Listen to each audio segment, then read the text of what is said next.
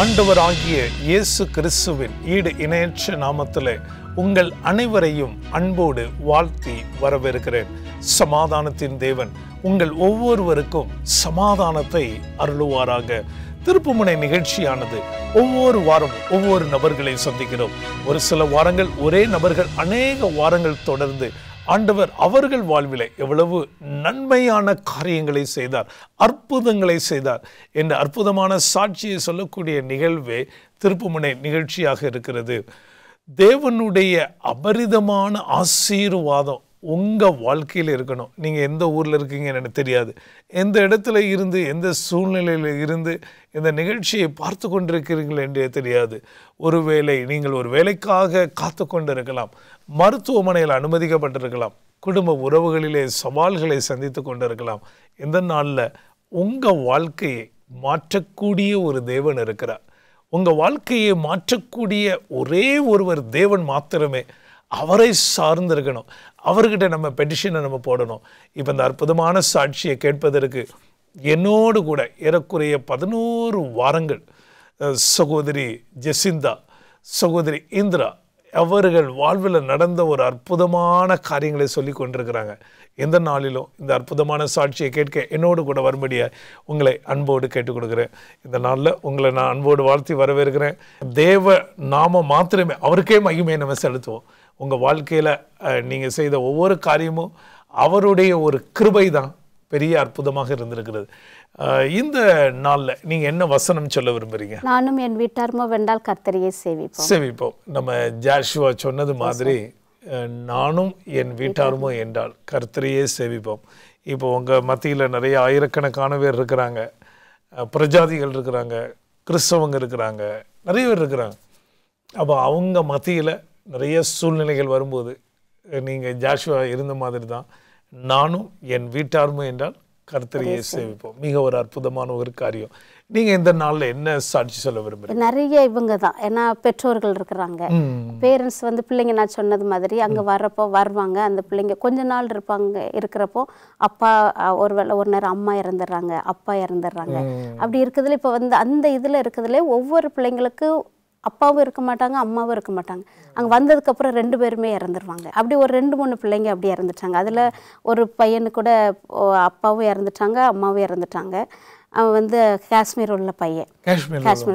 அப்போ அண்ணன் என்ன சொன்னாங்க, அவன் படிப்பு ஃபுல்லாக நான் பார்த்துக்கிடுறேன் அப்படின்னு சொன்னேன். அவனுக்கு படிப்பு எல்லாம் முடிச்சு கொடுத்தாங்க. முடிச்சு அவனே இப்போ FMG எக்ஸாமில் எழுதி பாஸ் பண்ணி அவனுடைய தங்கச்சிக்கும் ஃப்ரீயாகவே, அவன் தங்கச்சி ரஷ்யாவில் வேறு இடத்துல தான் அவன் காசு கட்டி படிக்க வச்சான். அவங்க அம்மா அப்பா மிலிட்ரியில் வேலை பார்த்தாங்க. அதனால அவங்களுக்கு பென்ஷன் பண்ண வந்ததுனால அந்த பொண்ணு அதை வச்சு படிச்சுக்கிட்டா. இந்த பையனுக்கு ஃபுல்லாக படிப்பெல்லாம் நம்ம ஏற்றுக்கிட்டோம். அதே போல் இப்போ இன்னொரு பொண்ணு இருக்கிறா. அவளுக்கு ப்ரெஸ்ட்டில் சின்ன சின்ன கட்டிகள் இருக்குன்னு எங்கள் 2 பேர்ட்டவா கேத்தலிக் சர்ச்சு தான். அப்போ என்கிட்ட அக்காட்டையும் சொல்லி ப்ரேயர் பண்ண சொல்லுவாள். வருவா, நாங்கள் ஃபாஸ்டிங் போடுறப்போ ஃப்ரைடே ஃபாஸ்டிங் இருக்கிறது வழக்கம் உண்டு. அப்போ அந்த டைமில் என்னை கூப்பிடுங்கம்மா, நானும் ப்ரேயர் பண்ணுறேன்னு ப்ரேயர் பண்ணுவாள். அப்போ நாங்கள் சொன்னோம் சின்ன சின்ன கட்டிகள் இருக்குன்னு என்ன டெஸ்ட் எடுக்க சொன்னாங்க. அப்போ வீட்டில் கஷ்டம். அவங்க அப்பா சென்னையில் தான் இருக்கிறாங்க. அவங்க அப்பா வாட்ச்மேன் வேலை, அம்மா ஒரு லேபில் வேலை செய்கிறாங்க. அண்ணன் இருக்கிறா, தங்கச்சை படிக்க வைக்கிறதுனால அண்ணன் அம்மா அப்பா கிட்ட பேச மாட்டேங்கிறான். அதனால் அவள் என்ன சொன்னால், எங்கள் அம்மா அப்பாட்ட எனக்கு இப்படி சின்ன சின்ன அம்மா அப்பா சொல்லாதீங்க, கட்டி இருக்குது சொல்லாதீங்க அப்படின்னு சொல்லிட்டு அந்த பாப்பா சொல்லியிருந்தா. அப்போ நானும் அக்காவும் ப்ரேயர் பண்ணோம். அப்போ அண்ணன்ட்டு சொன்னோம், அவளுக்கு ஒரு 27,000 ஃபீஸோ ஆகும்னு சொன்னாங்க. அப்போ நம்ம காசுக்கு ஒரு 35 கிட்ட வரும், 33 கிட்ட வரும். அப்போ நாங்கள் என்ன நினச்சோம், அண்ணன்ட்டு இப்படி பேசணும், இப்படி அம்மா அப்பா கஷ்டப்படுறாங்க. ஆனால் எங்களுக்கு அந்த ஏப்ரல் மேல சம்மரில் மார்க்கெட்டிங் பண்ணுற டைமில் எங்களுக்கு ஃபுல்லாக வேலை செஞ்சு கொடுப்பாங்க. அந்த அம்மாவால் முடியாது, அவங்களுடைய தாலி செயினை கூட விற்று கூட படிக்க வைக்கிறாங்க பாப்பாவை. காசு ஒரு நாள் எங்களுக்கு குறை வைக்க மாட்டாங்க ஃபீஸ் கட்டுறதில்ல. ஆனால் ஹாஸ்டல் ஃபீஸில் நாங்கள் ஹெல்ப் பண்ணுறோம் அவளுக்கு. அப்போ இப்படி இருக்கிறப்ப அவள் என்ன சொன்னால், எனக்கு இப்படி எங்கள் அம்மா அப்பாட்ட நாங்கள் அண்ணன் என்ன சொன்னாங்க, வேணா பாப்பாவே லீவுக்கு வர போய் 2 வருஷம் ஆகிட்டு, இது 3ஆவது வருஷம் போடுறான். வீட்டு கஷ்டத்தினால அவள் லீவுக்கு அம்மா அப்பாவை பார்க்குறதுக்கு வர மாட்டேங்கிறான். அப்போ சொன்னாங்க, வேணா அந்த பாப்பாவுக்கு என்ன ட்ரீட்மெண்ட்டுக்கு நாங்கள் அண்ணன்ட்டு 2 பேரும் ப்ரேயர் பண்ணிட்டு போய் கேட்குறோம். ஆனால் இப்படி ஒரு பாப்பா இருக்கிறா, அவளுக்கு இவ்வளோ செலவாகும், ஆனால் வீட்டுக்கு கேட்டால் அவங்களுக்கு கஷ்டம். என்ன சொன்னாங்க, எவ்வளோ காசானாலும் பரவாயில்ல, அவளுக்கு நீங்கள் ஃப்ரீயாக எல்லாம் பண்ணி கொடுங்க அப்படின்னு சொல்லிட்டாங்க. அதனால் அவள்கிட்ட அவளுக்கு எப்போ லீவ், இந்த டிசம்பரில் தான் லீவ் வந்தது. அப்போ நாங்கள் ப்ரேயர் பண்ணோம். அது கடவுளுடைய கிருபையினால அவருக்கு ஒரு 30,000 வந்தது. ஆனால் அவளுக்கு ஒரு சின்ன சின்ன கட்டியில் அது எல்லாம் கொஞ்சம் சரியாயிடுச்சு. இன்னும் இருக்கிறது நீ வந்து ட்ரீட்மெண்ட் எடுக்கிறத பொறுத்து இருக்குன்னு சொன்னாங்க. ஆனால் இப்போ வரைக்கும் கேன்சர் நம்ம முடிவு பண்ணலை. அது ஏதோ ஒரு கட்டி இருந்திருக்கு. அதனால் அதுக்கு கடவுளுக்கு நாங்கள் நன்றி சொல்கிறோம். ஏன்னா அவங்களுடைய பாட்டிக்கு இருந்தது தான். ஆனால் இப்போ என்ன சொல்கிறேன், நீ என்னென்ன பண்ணணுமோ அவளுக்கு எல்லாமே இப்போ ஃப்ரீ பண்ணி கொடுக்குறோம். சாப்பாடு முதற்கொண்டு அதுக்கும் ஃப்ரீ பண்ணுறோம். ஹாஸ்டல் ஃபீஸ் அண்ணன் ஏற்கனவே ஹாஸ்டல் ஃபீஸ் ஃப்ரீ தான் அவளுக்கு கொடுத்துக்கிட்டு இருக்கிறோம். இதையும் நீங்கள் ஃப்ரீ பண்ணி கொடுங்க அப்படின்னு அண்ணன் சொல்லியிருக்கிறாங்க. அவளுக்கு என்ன தேவையோ எல்லாமே நீங்கள் பண்ணுங்கள். அது மாதிரி காசு மாதம் செலவுக்கும் கொடுக்குறோம். ஃப்ரூட்ஸ் ஏதாவது வாங்கி சாப்பிடு. ரெண்டு பேர்ட்டுமே பேசுவா அடிக்கடி. அது இப்போ அந்த ஆப்ரேஷன் அதுவும் சக்ஸஸாக முடிஞ்சது அந்த பாப்பாவுக்கு. அது மாதிரி நிறைய பேரண்ட்ஸில் இப்போ இன்னொரு பையன் இருக்கிறான். அவங்க அப்பா வந்து சார்ஜாவில் வேலை பார்த்துக்கிட்டு இருக்காரு. டிரைவர் வேலை தான் பார்த்தாரு. அம்மா வந்து இங்கே தான் இருக்காங்க, டி நகர் பக்கத்தில் தான் இருக்கிறாங்க. அவங்க சாரி தான், ஒரு முஸ்லீம்காரங்க. அவங்களுக்கும் அப்படி தான், அவங்க கஷ்டப்பட்டு தான் பையன் நாங்கள் சேர்க்கணும், டாக்டருக்கு படிக்க வைக்கணும். ஒரு பொண்ணு வந்து படித்து முடிச்சுட்டு அவளுக்கு கல்யாணம் பண்ணி கொடுத்துட்டாங்க. பையனை டாக்டருக்கு தான் படிக்க வைக்கணும்னு சொல்லி நம்மக்கிட்ட வந்து சேர்த்தாங்க. அவங்களுக்கு கொஞ்சம் நம்ம இருக்கிற ஃபீஸ்லேருந்து கொஞ்சம் கம்மி பண்ணி கஷ்டப்படுறவங்களுக்கு கொடுப்போம். அப்படி வந்து சேர்த்தாங்க. சேர்த்துட்டு இருக்கப்போ அவங்க அப்பாவுக்கு திடீர்னு கேன்சர்னு சொல்லிட்டாங்க. கேன்சர்னு இங்கே வந்துட்டார். ஆனால் இப்போவும் ப்ரேயர் பண்ணிக்கிட்டு தான் இருக்கிறோம் அவங்க பேரண்ட்டுக்காண்டி. ஆனால் அந்த பையனுக்கும் முடிஞ்ச அளவுக்கு ஹெல்ப் பண்ணுறோம். அவனே அது ஸ்டூடெண்ட் யாராவது வந்தாங்கன்னா எங்களுக்கு ஹெல்ப் பண்ணுறான். அப்படி நிறைய பிள்ளைங்க கேன்சர்னால பாதிக்கப்பட ஒரு 5-6 பேரண்டாவது இருக்கிறாங்க கேன்சர்னால. அந்த ஒவ்வொருத்தரும் சொல்ல அவங்களுக்கு ப்ரேயர் பண்ணுவோம். அப்புறம் மற்ற பிள்ளைங்க யாராவது இப்போ ஒரு 4 பேர், இப்போ இடையில ஒரு 2-3 மாதத்துக்கு முன்னாடி ஒரு அப்பா வந்து அவர் எப்போதும் அடிக்கடி என்கிட்ட பேசிக்கிட்டே இருப்பார். கொஞ்ச நாளாக பேசலை. என்னன்னு பார்த்தா அவர் அன்றைக்கி பொங்கல் அன்னைக்கு நினைக்கிறேன், பொங்கல் தீபாவளி அன்னைக்கு, அதுக்கு முந்தின நாள் தான் பையன்கிட்ட பேசியிருக்கிறாரு. நைட்டு 9 மணி 9:30 10 வரைக்கும் பேசியிருக்கிறாரு. கொஞ்ச நேரத்தில் பாத்ரூம் போகிறேன்னு சொல்லிட்டு தான் போயிருக்கிறாரு. Heart attack. உடனே அவங்க அம்மா மட்டும் இருக்கிறாங்க. அவங்க அம்மாவுக்கு வெளி உலகம் என்னன்னு தெரியாது. இவங்க கன்ஸ்ட்ரக்ஷன் வேலை தான் அவங்க அப்பா பார்த்துட்டு இருக்கிறாரு. அப்போ அந்த பையன் வந்து எனக்கு அம்மா மாதிரி நீங்கள் அம்மா வந்து ஃபீஸை கட்டிடுவாங்க, ஆனால் எனக்கு ஹாஸ்டலுக்கு ஹெல்ப் பண்ணுவீங்களா? அதையும் அண்ணன்ட்ட சொன்னோம். அப்புறம் அண்ணன் என்ன சொன்னாங்க, சரிம்மா நீங்கள் என்ன பண்ண முடியுமோ கஷ்டப்படுறவங்களுக்கு பண்ணு. அப்புறம் அவங்க அம்மாவை கூப்பிட்டு அவங்க அம்மாக்கிட்ட சொன்னோம், கடவுள் உங்களை வழி நடத்துவார், ஆனால் நீங்கள் ப்ரேயர் பண்ணுங்கள், நாங்கள் ப்ரேயர் பண்ணுறோன்னு சொல்லிட்டு அவங்களுக்கு ஃபோன்லேயே ப்ரேயர் பண்ணி விட்டு அவங்க அதுலேருந்து அவங்களுக்கு ஒரு சந்தோஷம் வந்தது, ஒரு பெரிய மகிழ்ச்சி வந்தது. மிக ஒரு அற்புதமான ஒரு காரியம். கல்வியை மாத்திரம் கொடுக்கல, நீங்கள் அவர்கள் ஆவிக்குரிய வாழ்க்கையினுடையதையும் அவங்க சுகவீனமாக இருக்கும்போது அவங்களோட கூட இருக்கிறீங்க.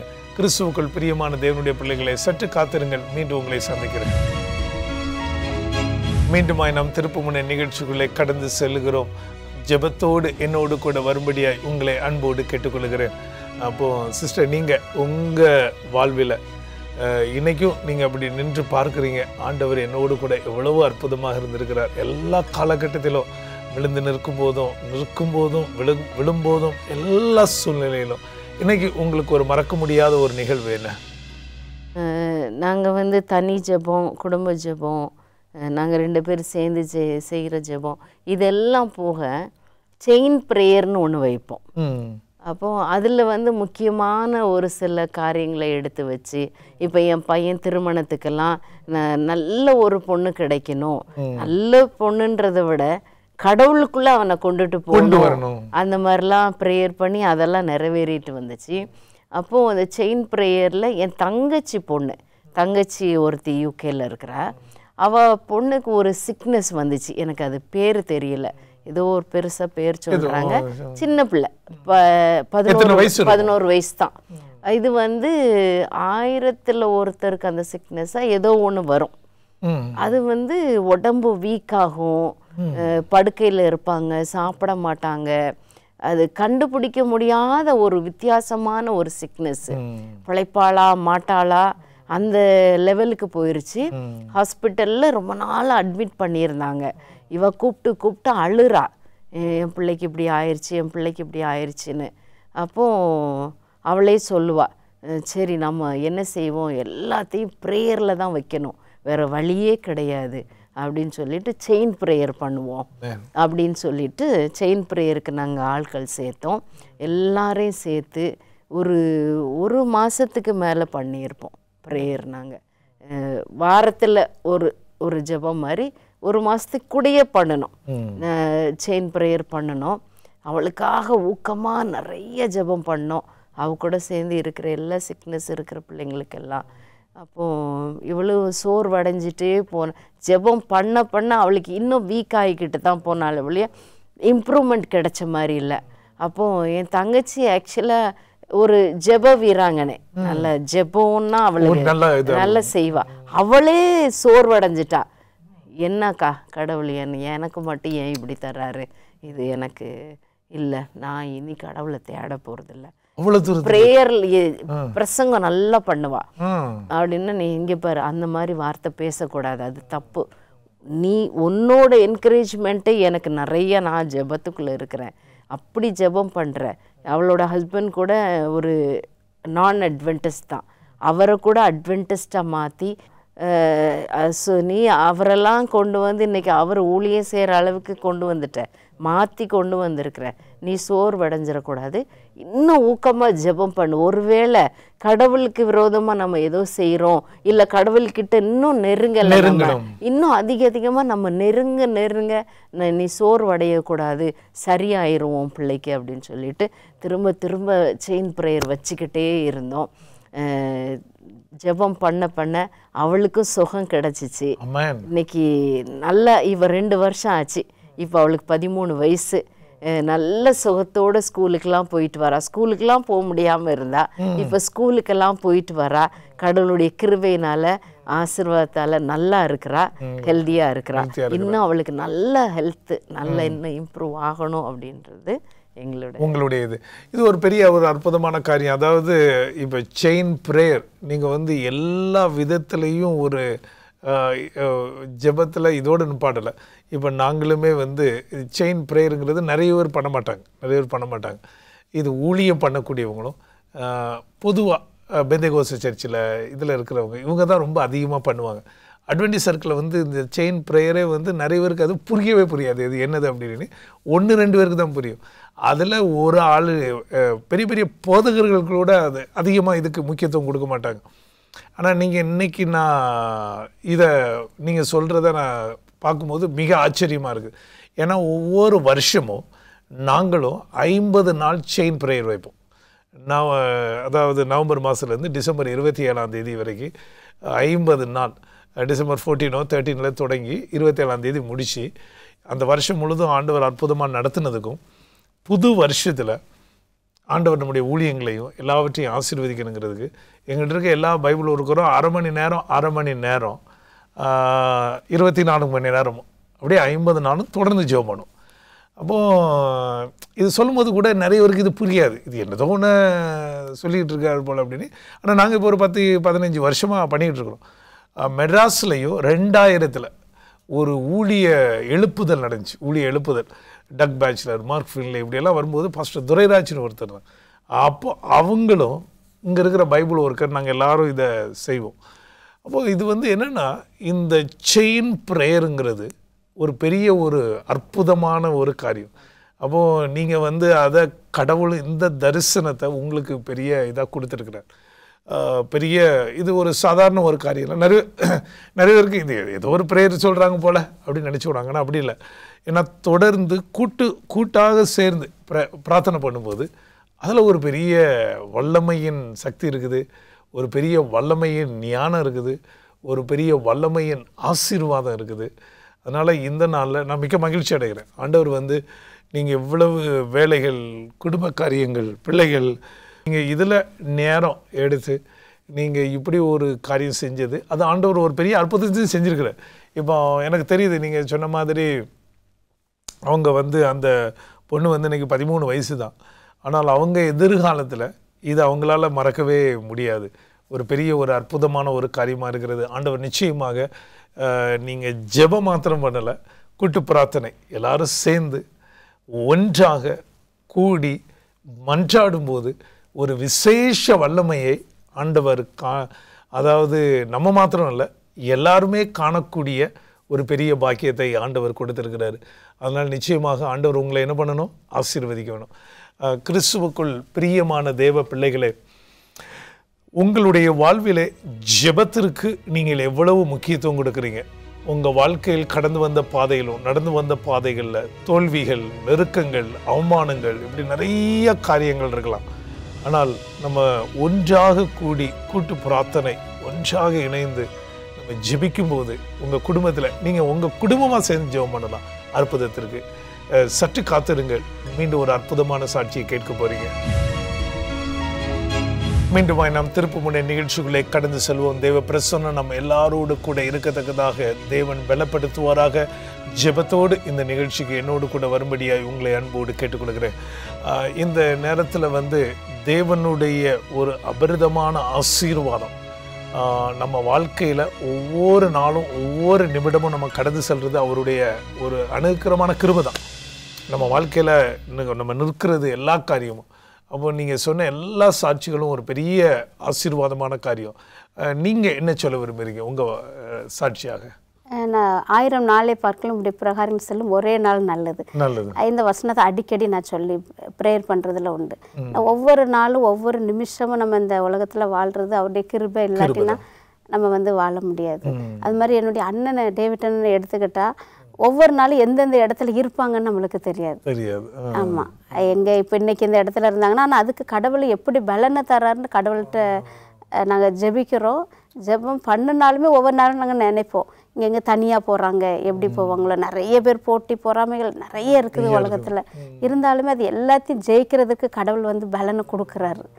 அது இருக்குது. அது மாதிரி என்னுடைய பாப்பா 3 இங்கே பிலிப்பைன்ஸில் இருக்கிற பொண்ணு, அவளுக்கு ரொம்ப நாளாக வேலை கொடுத்துருவாங்க. திடீர்னு சாட்டர்டே அவளால் சொல்லிட்டு போக முடியல அப்பாக்கிட்ட. அப்போ போல் அவள் சொல்லுவாள் எனக்கு போக முடியாமல் இருக்குது. நாங்கள் 2 பேரும் ப்ரேயர் பண்ணுவோம். பிள்ளைங்க நம்ம சாட்டர்டே சர்ச்சுக்கு போயிடணும், இது பண்ணிடக்கூடாது, எங்கே இருந்தாலும் பிள்ளைங்க போகணும்னு சொல்லிட்டு 2 பேரும் நிறைய நாள் ஜெபம் பண்ணது உண்டு. அதனால் அங்கே ஒரு அம்மா இருக்கிறாங்க, நம்ம 7th சர்ச்சில் உள்ள ஒரு மேம் இருக்கிறாங்க, ஃபைனான்ஸ் ஆஃபீஸர் இருக்கிறாங்க, அவங்களும் போவாங்க. அப்புறம் இப்போ நம்ம கடவுளுடைய கிருபையினால ஒரு 4-5 பேர் நம்ம 7th உள்ள பிள்ளைங்க அங்கே வேலை போட்டு கொடுத்துருக்குறோம். அதனால இப்போ ஒழுங்காக அவங்க என்னென்னா நம்ம காலேஜுக்குள்ளே ஒரு மாதத்தில் ஒரு நாள் பாப்பா பிளான் பண்ணியிருக்கிறா. ஒரு மாதத்தில் ஒரு 2வது ஃபஸ்ட்டு நாளோ 2வது நாளோ நம்ம இங்கேயே ப்ரேயர் நடத்துவோன்னு. அது மாதிரி ஒரு ட்ரிப் நடத்துகிறப்போ அவளே சாட்சி சொல்லியிருக்கிறான். ரொம்ப நாளுக்கு நீங்கள் ஒரு 5 வருஷமாக நான் சரியாக ப்ரேயர் பண்ணல வைக்கல, ஏன்னா எனக்காண்டி எங்கள் அப்பா நான் தனியாக இருக்கேன்னு சொல்லி நம்ம 7th டேல உள்ளவங்களே எங்கள் சொந்தக்காரங்க தான், அவங்களே அக்கா கூடிய மாமா பையன், அவங்களையே எனக்காண்டி எங்கள் அப்பா இங்கே கொண்டுட்டு வந்தாங்க. அதனால் இப்போ அவள் சாட்சியாக சொன்னான். அது எங்களுக்கு ரொம்ப ஸ்கூல் அன்றைக்கி எடுத்தா பாப்பா எடுத்துகிட்டு சொன்னால் இன்றைக்கி நான் இப்போ வாரம் எனக்கு சர்ச்சுக்கு வர முடியுது. அது மாதிரி பிள்ளைங்கக்கிட்ட நம்ம 7th டே உள்ளவங்களுக்கு நிறைய பேருக்கு நம்ம காலேஜ் வச்சுருக்கோன்னு தெரியாது, அந்த இடத்துல நம்ம தான் வச்சுருக்கோன்னு தெரியாது. இப்போ சர்ச்சுக்கு போகிறதுனால அந்த பிள்ளைங்களும் தெரிஞ்சுக்கிறாங்க நம்ம 7th டே உள்ளவங்க இப்போ இந்தியாவிலேருந்து இங்கே நடத்துகிறாங்க அப்படின்னு சொல்லி நிறைய பேர் இப்போ காலேஜுக்கு அட்மிஷன் போடுறதுக்கு வர ஆரம்பிச்சிருக்கிறாங்க. ஆமாம், அதனால் இப்போ பாப்பா இப்போ ஒவ்வொரு இடமும் அதனால ஒரு டாக்குமெண்ட் கூட அவள் எங்கேயோ வச்சுட்டா. அப்போ ஒவ்வொரு நாளும் அழுது அவள் சொல்லுவா, நாங்கள் சொல்லுவோம் எதுனாலும் உங்களுக்கு கவலை இருந்துச்சா கஷ்டம் இருந்தால் பிள்ளைங்கக்கிட்ட நீங்கள் அழுது ஜெபம் பண்ணுங்கம்மா, கடவுள் உங்களுக்கு செய்வார். அப்போ ஒரு நாள் என்கிட்ட கேட்டால் சித்தி நீங்கள் சொல்லுவீங்க எப்போதும் அழுது ஜெபம் பண்ணால் கடவுள் கண்டிப்பாக நம்மளுக்கு அதை நிறைவேற்றுவார்னு. அது மாதிரி நான் அப்பாக்கிட்ட அந்த டாக்குமெண்ட் இருக்கான்னு கேட்குறப்ப இருக்குன்னே நான் சொல்லிட்டேன். என்ன சொல்லணும்னு தெரியல, லேண்டு டாக்குமெண்ட் என்ன சொல்லணும்னு எனக்கு தெரியலை, இது பண்ணல. அப்போ ரொம்ப நாட்கள் நான் யார்கிட்ட சொல்லுவேன் என்ன செய்வேன்னு சொல்லிட்டு ரொம்ப அழுது நான் ஜெபம் பண்ணது உண்டு. அதுக்கப்புறம் தான் ஒரு நாள் நான் முன்னங்கால் போட்டு ப்ரேயர் பண்ணிட்டு போய் அவள் ஆஃபீஸ்லேயே தான் அவள் அந்த கபோர்டு கீழே உடஞ்சிருந்துருக்கு, அது அடியில் இருந்திருக்கு. அவள் 1 வருஷமாக அந்த டாக்குமெண்ட்டை தேடி இருக்கிறா. அது கிடைச்சோடனே அவளுக்கு ஒரே சந்தோஷம். அப்போ சொன்னேன் இதை நீ சர்ச்சில் போய் சாட்சியாக சொல்லு அப்படின்னு சொன்னேன். அதுக்கப்புறம் தான் அவள் சொன்ன எல்லாத்துக்குமே இப்போ தான் எனக்கு விடை கிடைக்கிறது. எதுனாலும் சரி நம்ம கடவுள்கிட்ட மனங்கால் போட்டு அழுது ஜெபம் பண்ணும்போது கடவுள் நம்மளுக்கு பதிலை தராரு. அதை போல் அவளும் இப்போ வார சர்ச்சுக்கு போகிறா. மற்ற பிள்ளைங்களுக்கு அது அவள் போகிறதுனால அவள் காலேஜில் உள்ள எல்லா பிள்ளைங்களும் மேம் சர்ச்சுக்கு வராங்கன்னு சொல்லிட்டு அவங்களும் போகிறாங்க. நம்ம 7th பிள்ளைங்களும் கொஞ்சம் பேர் இருக்கிறாங்க, ஒரு 10-15 பேர் இருக்கிறாங்க. அதனால இப்போ போன ட்ரிப்பெல்லாம் ஒரு 60-70 பேர் நம்ம காலேஜுக்குள்ளே ப்ரேயர் பண்ண வந்துருக்காங்க. நிறைய பாஸ்டர்மாருங்க வெளியே வராங்க. மிக ஒரு அற்புதமான காரியம். நம்ம இப்போ ஜெபம் பண்ணுவோம், ஆண்டவர் உங்கள் எல்லா நிறுவனங்களையும் எல்லா இடங்களையும் ஆசீர்வதிக்கவும், உங்கள் எல்லாருக்கும் ஆண்டவர் நல்ல சுகத்தை கொடுக்கவும். எங்கள் ஹோப் சேனல் இந்த விசுவாச பிள்ளைகள் இதை பார்த்து கொண்டிருக்கிறவங்க அவங்க லைஃப்பில் என்ன பிரச்சனை இருக்குன்னு தெரியாது, அவங்களுக்கும் நல்ல சுகமும் பலனும் கொடுக்கறதுக்காக நீங்கள் ஜெபம் பண்ணுறீங்களா சகோதரி? நீங்கள் ஜெபம். எல்லா ஈவும் இரக்கங்களுக்கும் காரணரும் கர்த்தரும் ஆகிய எங்கள் பரலோக தந்தையே, நன்றி ராஜா, கொடான கொடி சோஸ்திரம் அப்பா. கடந்த நாட்கள் முழுவதும் எங்களை சோபத்திரமாக பாதுகாத்து கொண்டீர். அநேக மேடு பள்ளங்கள் இருந்த பொழுதிலும் அவை எல்லாவற்றிலும் உம்முடைய கரத்திலே ஏந்தி எங்களை வழிநடத்தி வந்தீர். அருமையான அந்த புதிய ஆண்டையும் நாங்கள் காண கிருபை செய்திருக்கிறீர். நன்றி அப்பா. தகப்பனே, நீர் எவ்வளவு அன்பானவர், எவ்வளவு இரக்கமுள்ளவர், கிருபை நிறைந்தவர், சமாதானம் நிறைந்தவர் அப்பா. எங்களுடைய பாவங்களுக்காக உம்முடைய சொந்த குமாரனையே அந்த கல்வாரி சிலுவையிலே மரிக்க கொடுத்தீரே, அந்த அன்புக்காக நன்றி அப்பா. சாத்தானுடைய கரங்களிலிருந்து எங்களை மீட்டெடுத்தீரே, நன்றி அப்பா. தகப்பனே, இந்த வேளையிலும் இந்த ஹோப் சேனல் இந்த இடத்துல வந்து நாங்கள் ஒரு சில காரியங்களை, சாட்சிகளை பகிர்ந்து கொள்ள உதவி செய்தமைக்காக உமக்கு நன்றி தகப்பனே.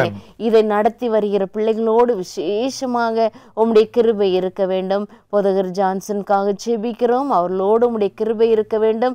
அவர்கள் செய்கின்ற ஊழியங்களை ஆசீர்வதிங்கப்பா. அவர்களுக்கு துணையாக இங்கே இருக்கிற ஒவ்வொரு பிள்ளைகளுடைய குடும்பத்துக்காக ஜெபிக்கிறோம். அந்த குடும்பங்களை ஆசீர்வதிங்க, அவர்கள் செய்கின்ற ஊழியங்களை ஆசீர்வதிங்கப்பா. அவர்கள் தேவைகளை எல்லாவற்றையும் சந்திங்க தகப்பனே. அவர்களுக்கு என்னென்ன பிரச்சனைகள் இருக்குமாயின் எல்லாவற்றையும் எடுத்து போட்டு என் தகப்பன் அந்த பிள்ளைகளை நீங்க வழிநடத்துங்க. அவர்களை ஆசீர்வதித்து பாதுகாத்து ரட்சிங்கப்பா தகப்பனே. இந்த ஊழியம் இன்னும் மென்மேலும் வளர தகப்பனே, இதற்கு அநேக தேவைகள் இருக்கிறது என்பதை நாங்கள் கேள்விப்பட்டோம். அநேக இடங்களில் இந்த ஸ்தாபனங்களை தொடங்க அவர்கள் ஆர்வமாக இருக்கிறார்கள். ஆனால் தேவை அதிகமாக இருக்கிறதப்பா. அந்த தேவைகளை என் தகப்பனிடம் வரும்பொழுது நீ சந்திப்பீர். இவர்களுடைய தேவைகளை சந்திங்க. இன்னும் அநேக ஆத்துமாக்களை சத்தியத்துக்குள்ளே கொண்டு வருவதற்கு, ஊக்கப்படுத்துவதற்கு என் தகப்பன் இந்த பிள்ளைகளோடு இருங்கப்பா. ஆவியானவரின் பிரசன்னம் எப்பொழுதும் இந்த இடத்துல தங்கி தாபரிக்க நீங்க உதவி செய்யுங்க. எங்களோடும் நீங்க இருந்தீங்க. எங்களுடைய ஸ்தாபனங்களை நீர் இம்மட்டுமாக வளர்த்து கொண்டு வந்தீங்க. எங்களை ஆசீர்வதித்திருப்பதற்காக உமக்கு நன்றி அப்பா. இந்த ஆசீர்வாதத்தை நாங்கள் வைத்து கொள்ளாதபடி அநேகரோடு நாங்கள் பகிர்ந்து கொள்ள உதவி செய்யுங்க. அப்பேற்பட்ட மனப்பக்குவத்தை எங்களுக்கும் எங்கள் பிள்ளைகளுக்கும் கொடுங்க அப்பா தகப்பனே. இன்னும் அநேக பிள்ளைகள் தேவைகளை சந்திக்க வேண்டி இருக்கும் அப்பா. கஷ்டப்படுகிற பிள்ளைகள், ஏழை எளியவர்கள் எல்லாருக்காகவும் ஜெபிக்கிறோம். ஒவ்வொருவரோடும் உடைய கிருபை இருக்க வேண்டும். விசேஷமாக இந்த ஸ்தாபனத்திலே உடைய கிருபை இருக்க வேண்டும்.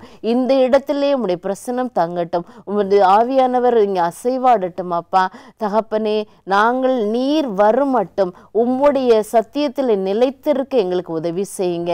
உம்மை விட்டு வழி விலகி நாங்கள் ஒரு பொழுதும் சென்று விடாதபடி நாங்களும் எங்கள் பிள்ளைகளும் உம்முடைய சத்தியத்தில் நிலைத்திருந்து நீர் இரண்டாம் வருகையாக இயேசு கிறிஸ்து வரும் பொழுது நாங்கள் ஒருவரை ஒருவர் முகமுகமாக காணத்தக்க நீங்க அந்த பாக்கியத்தை எங்களுக்கு கொடுங்கப்பா. உம்முடைய சத்தியத்தை அநேக பேருக்கு நாங்கள் நீர் வருவது, இயேசு கிறிஸ்து வருவதற்கு முன்பாக அநேக பேருக்கு உம்முடைய சத்தியத்தை எடுத்து கூற எங்கள் மனதை பக்குவப்படுத்துங்க.